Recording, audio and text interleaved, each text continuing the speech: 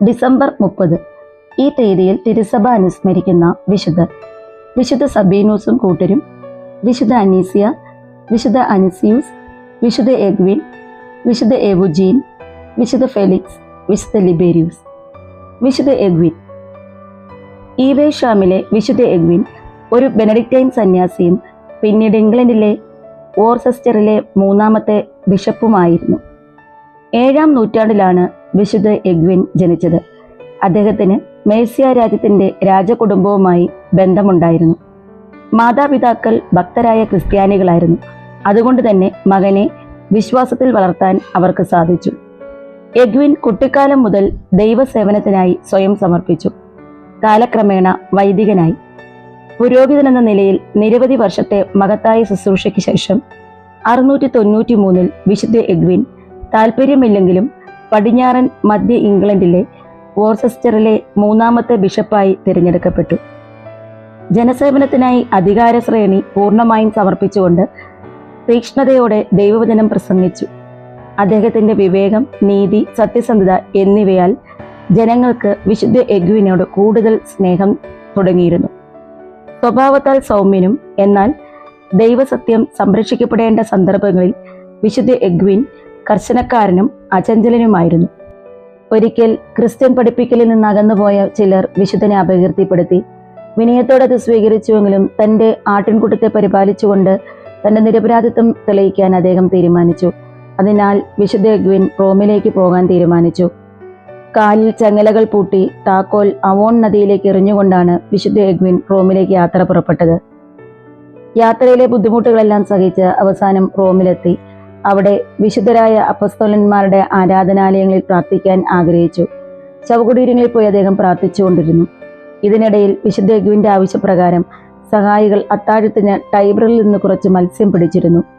ഒരു വലിയ മത്സ്യത്തിൻ്റെ വയറ്റിൽ നിന്ന് വിശുദ്ധൻ അവോണിലേക്ക് എറിഞ്ഞ താക്കോൽ അവർ കണ്ടെത്തി. ഇത് അവർ വിശുദ്ധനെ കാണിച്ചു. ഈ അത്ഭുതത്തിലൂടെ എഗ്വിൻ്റെ നിരപരാധിത്വം സ്ഥിരീകരിക്കപ്പെട്ടു. കുറ്റവിമുക്തനായി അദ്ദേഹം വോർസെസ്റ്ററിലേക്ക് മടങ്ങി. 708 മാർച്ചിൽ മാർപ്പാപ്പയായ കോൺസ്റ്റന്റൈൻ മാർപ്പാപ്പയോട് 2 കാര്യങ്ങൾ നിവർത്തിച്ചു തരണമെന്ന് അദ്ദേഹം അഭ്യർത്ഥിച്ചു. ഒന്ന്, വിശുദ്ധൻ നദിയിലേക്ക് താക്കോൽ വലിച്ചെറിഞ്ഞ യവോണിന് സമീപമുള്ള സ്ഥലം അനുവദിച്ചു തരണമെന്നായിരുന്നു. ആ സ്ഥലത്തിന് ഒരു പ്രത്യേകതയും ഉണ്ടായിരുന്നു.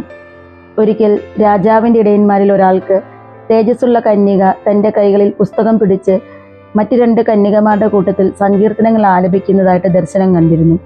ഇതിടയൻ വിശുദ്ധനോട് പറഞ്ഞിട്ടുണ്ടായിരുന്നു.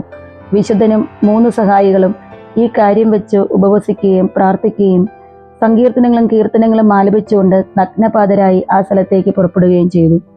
കണ്ണീരോടെ താഴേക്ക് വീണ വിശുദ്ധ എഗ്വിന് പ്രാർത്ഥനയിൽ നിന്നുണർന്നപ്പോൾ 3 കന്യകമാരെയാണ് കാണാൻ സാധിച്ചത്. അവരിൽ നടുവിലുള്ളവൾ കാണാൻ ഏറ്റവും അത്ഭുതകരവും പ്രകാശത്താൽ തിളങ്ങുന്നതും സുഗന്ധത്താൽ ചുറ്റപ്പെട്ടതിരിക്കുന്നതുമായി അദ്ദേഹത്തിന് കാണാൻ സാധിച്ചു. അവളുടെ കയ്യിൽ ഒരു പുസ്തകവും സ്വർണ്ണപ്രഭ പോലുള്ള കുരിശും ഉണ്ടായിരുന്നു. പരിശുദ്ധ അമ്മയാണെന്ന് മനസ്സിലാക്കിയ എഗ്വിൻ്റെ കയ്യിലേക്ക് അമ്മ കുരിശ് നൽകി അനുഗ്രഹിച്ചുകൊണ്ട് അപ്രത്യക്ഷയായി. പിന്നീട് ഈവേഷം എന്ന് വിളിക്കപ്പെട്ട ഈ സ്ഥലം ഏറ്റവും പരിശുദ്ധ തിയോഡോക്കോസിനും കന്യകാമറിയത്തിനും സമർപ്പിക്കേണ്ടത് ദൈവഹിതമാണെന്ന് മനസ്സിലാക്കുവാൻ വിശുദ്ധന് സാധിച്ചു. ഉപവാസങ്ങളോടും ജാഗരങ്ങളോടും കൂടി, കണ്ണീരോടും ഞരക്കങ്ങളോടും കൂടി അവൻ തൻ്റെ പ്രാർത്ഥനകൾ കർത്താവിനോട് പകർന്നു. മാലാഖമാരുടെയും വിശുദ്ധരുടെയും നിരവധി സന്ദർശനങ്ങൾക്ക് യോഗ്യനായി അദ്ദേഹം കണക്കാക്കപ്പെട്ടു. അവൻ ദൈവമാതാവിനോട് പ്രത്യേകം തന്നെ അർപ്പിച്ചിരുന്നു. ദൈവമാതാവിൻ്റെ സ്തുതികൾ എപ്പോഴും വിശുദ്ധന്റെ ചുണ്ടുകളിലുണ്ടായിരുന്നു. 710 സെന്റ് എഗ്വിൻ സ്ഥാപിച്ചതും അദ്ദേഹത്തിന് പ്രിയപ്പെട്ടതുമായ ഈവോഷാമിൻ്റെ ആദ്യത്തെ മഠാധിപതിയായി അദ്ദേഹം മാറി. അതേസമയം അദ്ദേഹം മിക്കവാറും വോർസെസ്റ്റർ ബിഷപ്പായി സേവനം തുടർന്നുകൊണ്ടുവരുന്നു. ഈ വേഷത്തിലെ സന്യാസ ജീവിതം താമസിയാതെ തഴച്ചു വളരുവാൻ തുടങ്ങി. എഗ്വിൻ ഇതിനകം ഒരു വിശുദ്ധനായി ആരാധിക്കപ്പെട്ടിരുന്നുവെങ്കിലും അദ്ദേഹത്തിൻ്റെ ജീവിതത്തിൻ്റെ അവസാന വർഷങ്ങളിൽ അദ്ദേഹത്തിൻ്റെ വിശുദ്ധത്വം പ്രത്യേകിച്ചും വെളിപ്പെട്ടു. അദ്ദേഹത്തിൻ്റെ പ്രാർത്ഥനകളിലൂടെ അത്ഭുതങ്ങൾ സംഭവിച്ചു. സ്വർഗലോകത്തെക്കുറിച്ചുള്ള ദർശനങ്ങൾ അദ്ദേഹത്തിന് പ്രത്യക്ഷപ്പെട്ടു. വിശുദ്ധ മനുഷ്യരും മാലാഖമാരും അവൻ്റെ അടുക്കൽ വന്ന് അവനുമായി ആശയവിനിമയം നടത്തിയതായിട്ട് പറയപ്പെടുന്നു. മരണത്തിന് മുമ്പ് ബഹുമാനപ്പെട്ട മഠാധിപതി ദീർഘവും ഗുരുതരവുമായ ഒരു രോഗത്താൽ വലഞ്ഞു. അത് വളരെ ക്ഷമയോടെ സഹിച്ച് ജീവിതത്തിന്റെ അവസാന നിമിഷം വരെ അദ്ദേഹത്തിന്റെ പ്രാർത്ഥന അവസാനിപ്പിക്കാതെ തന്നെ അദ്ദേഹം തുടർന്നുകൊണ്ടിരുന്നു. 717 ഡിസംബർ 30 ബിഷപ്പ് എഗ്വിൻ അങ്ങനെ നിത്യസമ്മാനത്തിനായി വിളിക്കപ്പെട്ടു. അദ്ദേഹം വിശ്രമിച്ച ദിവസം പിന്നീട് അദ്ദേഹത്തിന്റെ തിരുനാളായി മാറി.